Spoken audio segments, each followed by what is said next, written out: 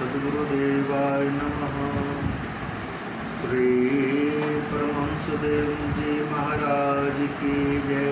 निर्णंगली निवासी सरकार की जय। सत्य सनातन धर्म की जय। श्री पवन सुत हनुमान की जय। भगति भगत भगवंत गुरु चतुर नाम बपुए। तिनके पद बंदन किए नासत विघ्न अनेक। ओम गुरुर्ब्रह्मा गुरुर्विष्णु गुरुर्देव महेश्वरः। गुरुर्साक्षात् परं ब्रह्म तस्मै श्री गुरुवे नमः। सहस्रनाम्नां पुण्यानां त्रिरावृत्या तु मतफलम् एकावृत्या तु कृष्णस्य नामेकं तं परीक्षते। आज परम भागवत कथामृत से आप सत्संग का श्रवण करेंगे। कहते हैं नारायण जिन नाम लिया, नारायण जिन नाम लिया, तिन और का नाम लिया न लिया। अमृत पान किया घट भीतर, गंगा जल भी पिया न पिया। नरकों का वर्णन सुनकर राजा परीक्षित ने कहा अपने परम गुरुदेव परमहंस सुखदेव जी महाराज जी से, महाराज मुझे ऐसा मार्ग बताइए जिस पर चलने से मुझ इन नरकों में जाना नहीं पड़े। आपने प्रवृत्ति धर्म और निवृत्ति धर्म आदि की कथा सुनाई, किंतु इन नरकों का वर्णन सुनकर मुझे डर लगता है। नरक में जाने का प्रसंग अभी उपस्थित ही न हो, ऐसा कोई उपाय बताइए। सुखदेव जी महाराज कहते, राजन शास्त्र में प्रत्येक पाप का प्रायश्चित बताया गया है। पाप का विधि पूर्वक प्रायश्चित किया जाए तो पाप नष्ट हो जाते हैं। प्रायश्चित कर लेने के पश्चात फिर भी कभी पाप करना चाहिए नहीं करना चाहिए, अन्यथा प्रायश्चित करने का कोई अर्थ नहीं रहेगा। दुख सहकर ईश्वर का भजन करने से पाप जल जाते हैं। राजा ने पूछा कि विधि पूर्वक प्रायश्चित करने के बाद भी पाप की इच्छा बनी रहती है, इसका क्या उपाय है?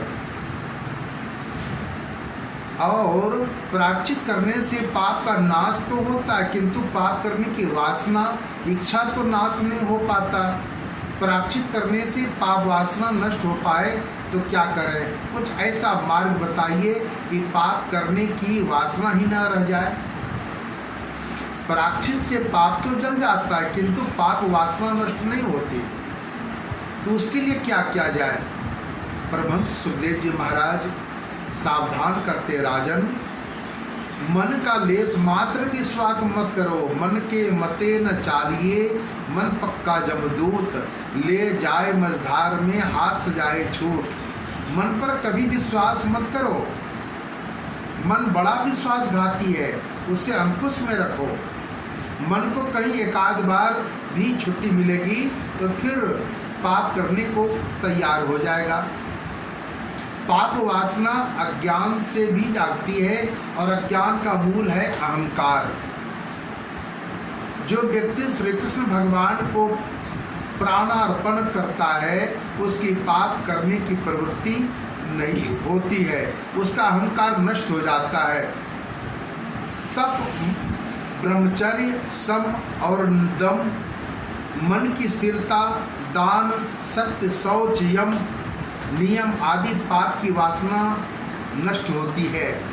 किंतु हे परीक्षित, नो तथा हयवान राजन पूयते तप आदि भी यथा कृष्ण अर्पिता प्राणस्थ पुरुष निसेवया। और भगवान को आत्मसमर्पण करने से, भगवान के भक्त की सेवा करने से पापों पापी जनों की ऐसी शुद्धि तपस्या आदि द्वारा नहीं हो पाती। पापी मनुष्य भक्ति से जैसा पवित्र हो सकता है वैसा सम दम तप आदि से नहीं हो सकता। राजन, तुम अपने प्राण भगवान को अर्पित करो, पाप की वासना चली जाएगी। भगवान नारायण को जो अपना प्राण अर्पित करता है और जो प्रति श्वास नारायण मंत्र का जप करता है उसको पाप कभी नहीं छूता।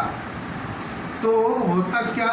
प्राणार्पण का अर्थ है प्राण प्राण से, श्वास श्वास से ईश्वर के नाम का जप करना। प्रत्येक कार्य में ईश्वर के साथ संबंध बनाए रखो। सतत प्रति श्वास भागवत स्मरण करते हुए रहोगे तो पाप कतई नहीं होगा, पाप में प्रवृत्ति नहीं होगी।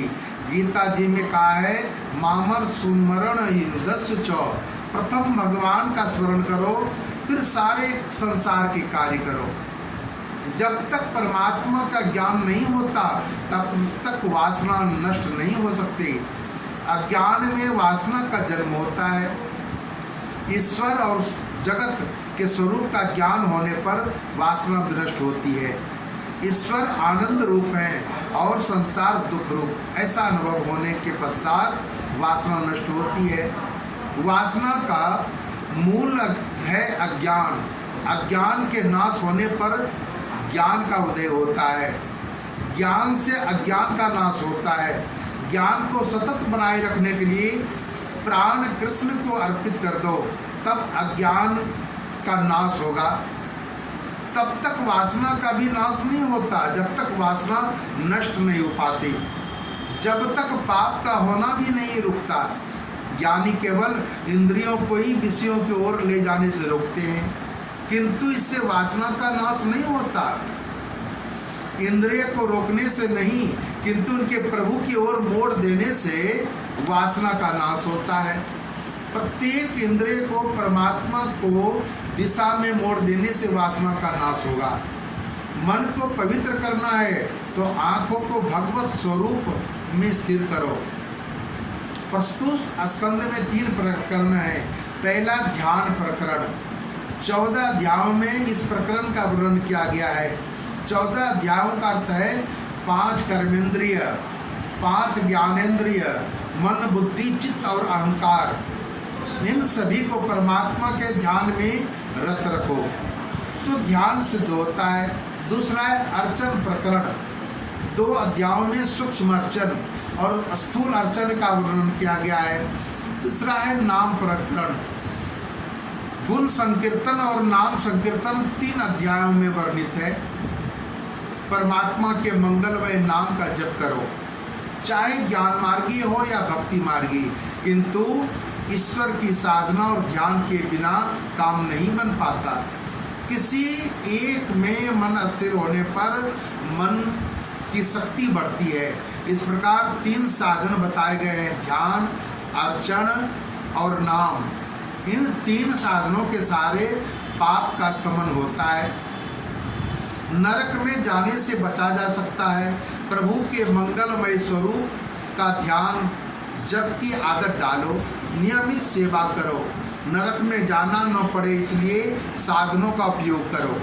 प्रतिदिन ठाकुर जी की सेवा करो, उनके नाम का जप करो, उनका ध्यान करो। ये 3 साधन तुम्हारे लिए शक्य न हो तो किसी एक साधन पर अटल विश्वास करो। इंद्रियों को भक्ति रस में डुबोए बिना वासना नष्ट नहीं होगी। भक्ति के सहारे जीव भगवान के पास जाता है। महारानी यमुना भक्ति स्वरूपा है, वह जीव का ईश्वर से संबंध जोड़ देती है। भक्ति द्वारा जीव का ब्रह्म संबंध हो सकता है। ध्यान, अर्चन और नाम स्मरण, इन 3 साधनों से भक्ति दृढ़ होती है। परमात्मा का ध्यान न किया जाए तब तक मन शुद्ध नहीं होता। व्रत से द्रव्य शुद्धि होती है, व्रत से द्रव्य शुद्धि होती किंतु मन की शुद्धि नहीं होती। दान देने से भगवान की प्राप्ति नहीं होती। दान का फल है लक्ष्मी। गीता जी में कहा गया है ना हम वैदर्न तपसा न दानेन न च इज्जया। वेद, तप, दान और यज्ञ मेरी प्राप्ति नहीं हो सकती। परमात्मा के ध्यान मन की शुद्धि होती है, अतः प्रतिदिन ध्यान करने की आवश्यकता है। ध्यान में एकाग्रता न हो सके तो नाम स्मरण की आवश्यकता है। ये तीनों एक साथ न हो सके तो कोई बात नहीं, किंतु किसी भी एक को तो पकड़ना होगा। साधना के बिना सिद्धि की प्राप्ति नहीं हो सकती। मनुष्य को चाहिए अपना जीवन लक्ष्य निश्चित कर ले। एक ही ध्येय के बिना जीवन, बिना नाविक का नौका कैसा। ध्येय निश्चित करके उसे सिद्ध करने के लिए साधना करो। इस कलिकाल में तो कुछ नहीं हो सकता, अतः नाम संकीर्तन का आसरा अवश्य लेना चाहिए। कलिकाल में नाम सेवा प्रधान मानी गई है। कलयुग में स्वरूप सेवा शीघ्र फलदायी नहीं होती, लेकिन स्वरूप सेवा तो है, किंतु उसमें पवित्रता की बड़ी आवश्यकता है। कलयुग में मानव ऐसा पवित्र नहीं रह सकता, अतः कलयुग में नाम सेवा ही मुख्य है। बोलो जयकारा बोल मेरे सदगुरुदेव भगवान की जय, साचे दरबार की जय।